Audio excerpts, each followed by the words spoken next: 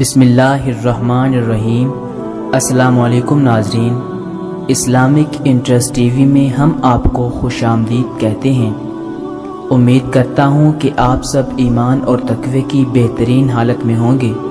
میں اللہ سے دعا گو ہوں کہ وہ آپ کو اور مجھ کو اپنے حفظ و ایمان میں رکھے۔ ناظرین، عبداللہ بن جدعان بن کعب حضرت ابو بکر صدیق رضی اللہ تعالی عنہ کا رشتے میں چچا لگتا تھا۔ اس کا شمار زمانہ جاہلیت کے ان لوگوں میں ہوتا تھا جو لوگوں کو کھانا کھلانے اور امداد فراہم کرنے میں صف اول میں گنے جاتے تھے۔ شروع میں یہ فقیر و کنگال تھا، بد چلنی اس کی عادت تھی اور گناہ کے کاموں میں بکثرت ملوث تھا۔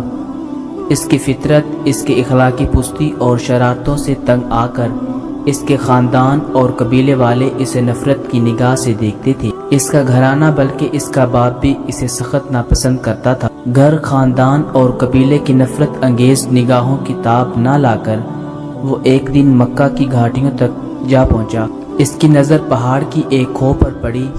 سوچا ممکن ہے اس کے اندر کوئی موذی جانور ہو جو مجھے موت کے گھاٹ اتار دے۔ چنانچہ جان بوجھ کر کھو کی طرف بے خوف بڑھا تاکہ خود کو موت کے منہ میں ڈال دے، اور پھر گھر، خاندان اور قبیلے کی طرف سے جس نفرت و بغض کا اسے سامنا کرنا پڑ رہا ہے، اس ذلت و عار سے ہمیشہ کے لیے آرام پا جائے۔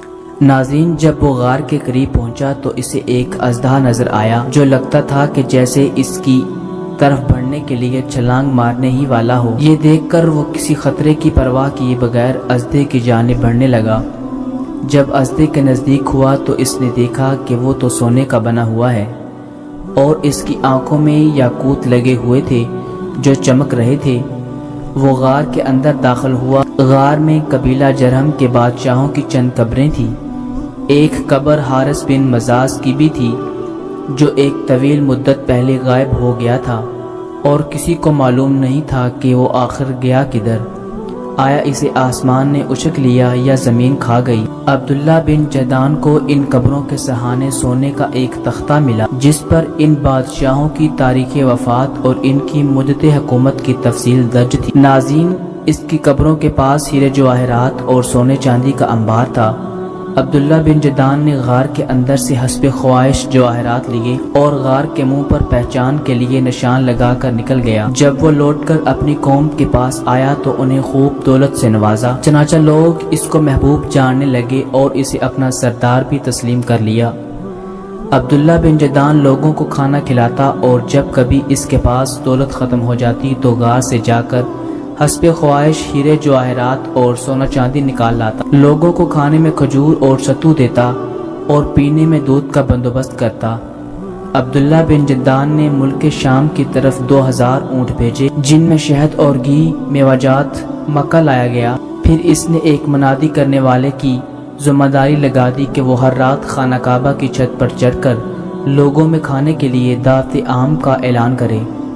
چنانچہ ہر رات وہ منادی کرنے والا اعلان کرتا کہ اے لوگو، ابن جدعان کی دیگ کی طرف آؤ، یعنی اس کی دعوت طعام کو قبول کرو۔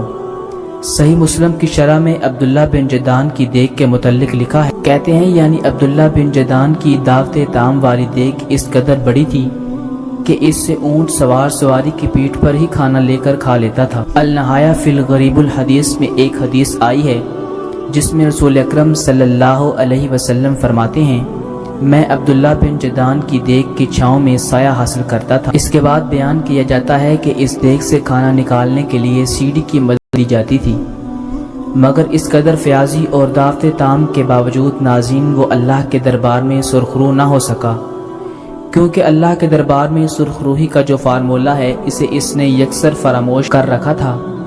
صحیح مسلم میں امیر المومنین حضرت عائشہ صدیقہ رضی اللہ تعالی عنہا سے مروی ہے، فرماتی ہیں میں نے دریافت کیا اے اللہ کے رسول صلی اللہ علیہ وسلم، ابن جدعان زمانہ جاہلیت میں صلہ رحمی کرتا اور مسکینوں کو کھانا کھلایا کرتا تھا، کیا یہ سب اس کے حق میں نفع بخش ثابت ہوں گے؟ حضور اکرم صلی اللہ علیہ وسلم نے ارشاد فرمایا، نہیں، یہ سب اس کے لیے کچھ کام نہیں آئیں گے، کیونکہ اس نے کبھی بھی اپنی بندگی اور عبودیت کا اظہار کر کے یہ نہیں کہا کہ میرے پروردگار قیامت کے دن میری خطاؤں کو معاف کر دینا۔ ناظرین، ہمیں اس ویڈیو سے سبق حاصل ہوتا ہے کہ انسان جتنا مرضی مالدار ہونے کے بعد مسکینوں اور غریبوں میں خرچ کرتا رہے، مگر جب تک وہ اللہ کے آگے نہ گڑ گڑائے تب تک اس کے مال و دولت اور مسکینوں کو خرچ کیے گئے مال کی کوئی قدر نہیں۔ ناظرین، آپ سے التماس ہے کہ اللہ تعالیٰ کا شکر بجا لائیے، اس کے حلال کو ہی مقدس جانیے اور اتنے میں ہی شکر ادا کیجیے۔ اب تک کے لیے اتنا ہی، انشاءاللہ آپ سے اگلی ویڈیو میں ملاقات ہوگی، تب تک کے لیے اللہ حافظ۔